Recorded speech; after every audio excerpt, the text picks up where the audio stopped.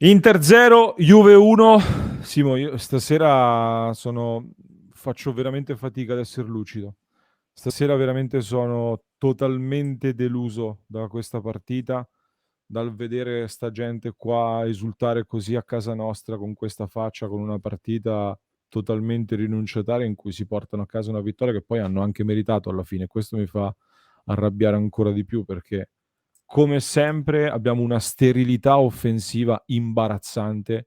Io un Inter che gioca senza mai creare concreti pericoli, soprattutto una volta subito il gol usciamo totalmente dalla partita.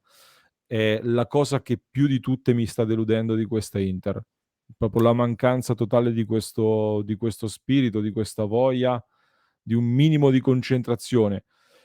Abbiamo controllato la partita, secondo me nel primo tempo abbiamo fatto vedere anche di essere più forti di loro, poi come sempre ognuno comincia ad andare un po' per conto suo, comincia il nervosismo, una quantità di errori tecnici imbarazzante e perdiamo una partita con un episodio arbitrale che purtroppo contro la Juventus è la regola, perché la Juventus segna un gol con un doppio tocco di mano, il VAR controlla per 3 minuti prima di dire che non c'è un'immagine chiara del tocco di mano, che a noi DAZN ha fatto vedere almeno 10 volte un'immagine chiara di questo tocco di mano che solo il VAR non vede e convalida il gol. Ancora una volta una partita decisa da un errore arbitrale, ancora una volta poi un Inter che non reagisce e nona sconfitta, penso ci sia ben poco da dire quando arrivi a 9 sconfitte. Sì, no, hai fatto una sintesi perfetta. Purtroppo è il solito libro già scritto, è la solita storia. È l'ennesima gara che perdiamo così. Come dicevo già a fine cronaca, a prescindere da come finirà quest'anno, io mi aspetto che chi decide abbia la maturità di capire che questa squadra ha bisogno di una profonda rivoluzione, ha bisogno di giocatori nuovi, di giocatori con caratteristiche di un certo tipo, perché viceversa continuare ad abbassare il livello e continuare ad avere un certo tipo di giocatori, ripeto, con certe caratteristiche, non ti porterà che a fare partite di questo tipo. Noi dicevamo in cronaca che potenzialmente gli unici due che potevano cambiare qualcosa sono Correa e Bellanova, e già il fatto che l'Inter abbia come due unici appigli Joaquin Correa e Raul Bellanova è già una notizia che deve far riflettere in un certo senso. E l'altro senso, poi Bellanova è entrato, in 5 minuti ha fatto 2 azioni che sembravano un barlume di luce nel buio, ma rimaniamo una squadra che in partite come questa può giocare 3 giorni, potevamo andare avanti fino a martedì pomeriggio e non avrebbe fatto mezzo gol se non con un rimpallo, un rigore come con lo Spezia, no, stessa cosa. C'è poco da fare. E ribadiamo le stesse cose, cioè nel senso con questo tipo di squadra non puoi combinare assolutamente nulla quando la partita si incanala in un certo tipo di binario, come quello in cui si è incanalata oggi, al di là del fallo di mano sul gol che hai ricordato giustamente. Siamo entrati in un stavo riguardando per sicurezza se stavo ricordando bene, ma siamo entrati in un circolo di sterilità offensiva che per me è imbarazzante. Oggi 0 gol segnati, col Porto 0 gol segnati, con lo Spezia 1 sul rigore. Con Lecce 2 gol segnati a San Siro, ma mi sembra il minimo segnare 2 gol a San Siro contro il Lecce.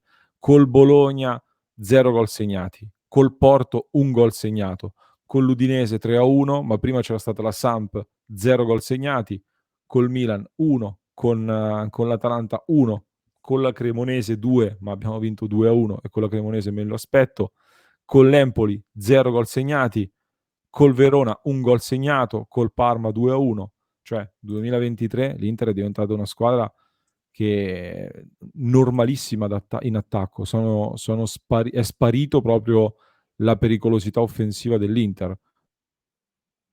Abbiamo vinto il derby dominandolo 3-0, una buonissima partita col Napoli, ma per il resto tanta alternanza, un Inter che in partite ha anche creato, ma col solito gioco sterile del passaggi, controllo, giro palla, cross, la possibilità di andare dritti in porta non è nemmeno contemplata dal nostro gioco, bisogna passare minimo da 40 passaggi prima. Stasera sono veramente deluso perché contro la Juventus storicamente facciamo sempre fatica e vinciamo, o almeno per quello che ho a memoria io, solo se siamo nettamente più forti. E per me quest'Inter oggi era più forte di una Juventus che si presentava con problemi, si presentava con Soulé, Fagioli, eccetera, eccetera. E anche noi avevamo problemi, avevamo delle scelte obbligate, avevamo due fasce praticamente inutili, con Di Marco da una parte che ha fatto poco e poi si è fatto male, anche lui non era al meglio, Dumfries che ha avuto un'involuzione paurosa ed è più dannoso che utile in questo momento, o totalmente inutile comunque. E pensare di aver fatto andata e ritorno, 2 partite così, 0 gol segnati contro questa Juventus, mi fa veramente male. Ho rivisto una delle tante partite, una delle tante prestazioni che ho storicamente nella memoria con questa Juventus. Io mi aspetto molto di più da questa squadra. E a livello di partita, Simo, non so se hai un po' il riepilogo delle azioni con l'andamento della gara. Sì, ma è una roba disarmante. Cioè, a parte il fatto che rileggendo anche le azioni, noi abbiamo allora, abbiamo parlato a lungo dell'attacco, della difesa e questi problemi rimangono. Facciamo notare anche che l'Inter ha un centrocampo fatto di giocatori fortissimi, perché Barella, Brozovic, Çalhanoğlu e Mkhitaryan sono giocatori fortissimi, ma che non fanno mai gol. Cioè non riescono mai ad essere quel giocatore che anche la squadra avversaria sa che deve tenere con un occhio di riguardo, esattamente come fa per Lautaro, per Lukaku, eccetera, perché ti può fare gol. Anche oggi Barella calcia da fuori, un buon tiro, parata, poi in area di rigore riceve un pallone ottimo di Lukaku, con poca lucidità o Sì. non lo so, comunque la spara addosso a Szczęsny.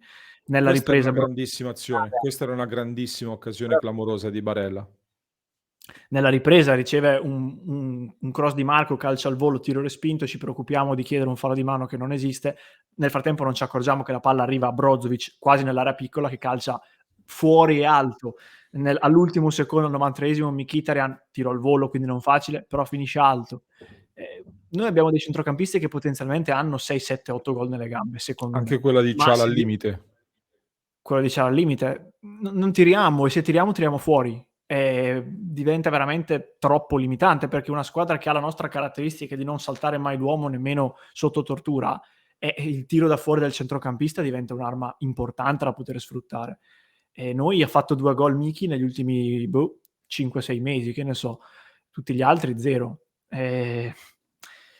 Questo è un altro problema enorme. Io ti ho citato praticamente tutte le azioni dell'Inter, a cui si aggiunge un colpo di testa di Lukaku a lato, ma nella ripresa, questa è la cosa che mi fa specie, Kostic segna al 23esimo. Da quel momento in poi c'è un colpo di testa di Lukaku che ti dicevo a lato, al 41esimo. Dopo 4 minuti all'inizio della ripresa, il tiro di Brozovic che dicevo prima. Da lì la prossima azione dell'Inter è al 93esimo, il tiro di Mkhitaryan alto. In mezzo 3-4 ripartenze della Juve che per fortuna non vanno a segno.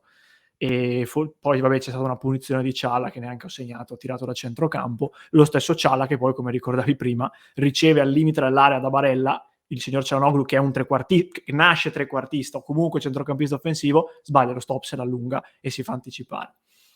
Non funziona, non puoi fare gol se hai tutti questi limiti, perlomeno non contro squadre come la Juve. Con Lecce vinci, con la Salernitana, però con la Juve no. Con la Juve che, consapevole dei propri limiti, consapevole dei propri problemi, si è chiusa dietro, si è messa lì, ha fatto densità, ci ha concesso il minimo, il giusto, quello che ti aspetti. 2 ripartenze ci hanno fulminato, perché hanno anche un giocatore in grado di fare questo tipo di ripartenze e hanno anche incontrato un Dumfries che a destra è stato totalmente asfaltato, secondo me, da Kostic. Io inizialmente salvavo Barella, che per me ha fatto una buona partita, è stato quello che ha dato un po' più di dinamismo, ma poi piano piano siamo crollati tutti. Io sono molto molto deluso perché sta scomparendo lo spirito. Francamente, a me sembra di essere tornati alla manovra offensiva dell'Inter di Spalletti dell'ultimo periodo. Cioè, facevamo una fatica immane per poter segnare, per poter creare occasioni degne di poter essere chiamate occasioni. Io per tanti versi vedo un'involuzione in questo momento, mi sembra di rivedere un Inter dell'ultimo periodo di Spalletti, e diciamo che anche la posizione di Inzaghi per certi versi la ricorda. La cosa inquietante è che Spalletti aveva a disposizione un materiale umano di livello 100 volte inferiore. Cioè Icardi finché l'ha avuto, che però poi finalizzava, un Perisic che era l'ombra dell'ultimo Perisic, perché era un giocatore molto meno forte. Poi cosa aveva? Nainggolan che giocava una gara sì e tre no, Vecino, Politano. Cioè l'Inter era Sì. aggrappata a Politano. E questo non per sfottere Politano, per far capire la differenza di livello fra le due Inter. Io ripeto, sarò ripetitivo, sicuramente molti non saranno d'accordo. Secondo me il limite più grosso di questa Inter è comunque la squadra in senso lato, come caratteristiche, come tipo di giocatori. Cioè, capisco che adesso c'è l'attacco a Inzaghi, come sempre, non avevo dubbi, ma se i giocatori sono questi, sì, certo, puoi inventarti qualcosa di diverso, per carità di Dio, nessuno lo nega. Però ragazzi, cioè, se io posso mettere nella panchina, non dico Chiesa, ma un Kostic, ti faccio il nome di quello che poi ha fatto gol. Non lo so, un Brahim Diaz, per dirne un altro che non è che sposta chissà che. Fa comunque meglio dei nostri, perché ha delle caratteristiche diverse. L'Inter, ripeto, si aggrappa a Correa e Bellanova, perché poi entra Miki, sbaglia tutto e per carità Miki ha tirato la carretta a lungo, quindi lo ringrazio solo. Dzeko non tocca un pallone praticamente, e poi vabbè D'Ambrosio perché si fa male Di Marco. Ma le caratteristiche sono queste. Tu perso Perisic, hai perso l'unico giocatore che ti faceva determinate cose diverse. Per come le vedo io, poi magari sbaglio, però se il gioco è sempre quello, secondo me dipende molto anche dalle caratteristiche. Ma sicuramente, sicuramente sì. Intanto la classifica, il Napoli sale a 71, quindi la Lazio ci sorpassa a 52, ancora una volta non approfittiamo del KO del Milan che rimane a 48, l'Inter rimane a 50, la Roma a 47 e si riavvicina anche l'Atalanta, quindi che facciamo rientrare anche loro in zona Champions o comunque lì vicino, con tra l'altro una Lazio che avrà da qui in avanti una sola competizione a cui dedicarsi, quindi anche la Lazio adesso diventa una serissima candidata alla Champions, una rivale molto preoccupante con cui fare i conti. È veramente una situazione difficilissima da commentare. 31 gol subiti dall'Inter, 19 ne ha subiti la Lazio, il doppio del Napoli ne abbiamo subiti. E 27 partite, 9 sconfitte, un terzo praticamente di queste partite le abbiamo perse.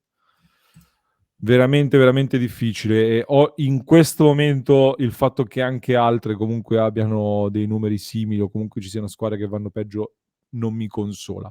L'ultima cosa, faccio vedere l'immagine per chi ci sta seguendo da YouTube. Ringrazio l'L84 per la super chat. Adesso leggiamo il commento. Se mi dite che questo di Rabiot non è tocco di mano da cui nasce il gol della Juventus, io ragazzi cambio sport, cambio tutto. Se mi dite che questa non è una chiara immagine che dimostra un tocco di mano, che poi dal fermo immagine ovviamente si potrà dire che inganna, dal video è ancora più netto.